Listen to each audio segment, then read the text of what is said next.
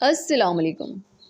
سورۃ الحجرات، جس کو سورہ اخلاقیات بھی کہا جاتا ہے، اس سورت میں اللہ تعالیٰ نے ارشاد فرمایا ہے، اے اہل ایمان، بہت گمان کرنے سے پرہیز کرو کہ بعض گمان گناہ ہیں۔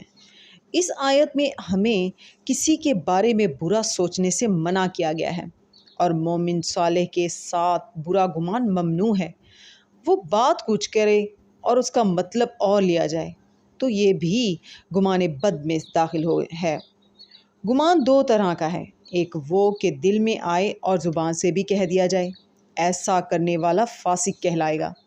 دوسرا گمان یہ کہ دل میں تو آئے اور زبان سے نہ کہا جائے، یہ اگرچہ گناہ نہیں لیکن اس سے بھی بچنا چاہیے۔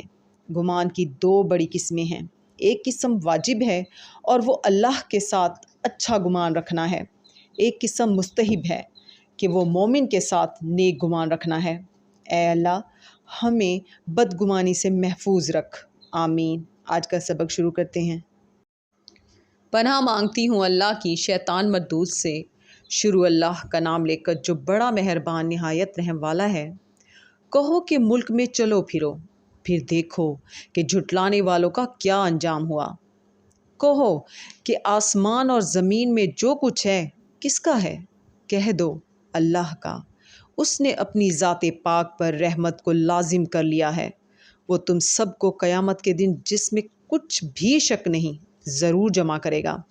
جن لوگوں نے اپنے آپ کو نقصان میں ڈال رکھا ہے وہ ایمان نہیں لاتے، اور جو مخلوق رات اور دن میں بستی ہے سب اسی کی ہے، اور وہ سنتا ہے، جانتا ہے۔ کہو کیا میں اللہ کو چھوڑ کر کسی اور کو مددگار بناؤں کہ وہی تو آسمانوں اور زمین کا پیدا کرنے والا ہے، اور وہی سب کو کھانا دیتا ہے اور خود کسی سے کھانا نہیں لیتا۔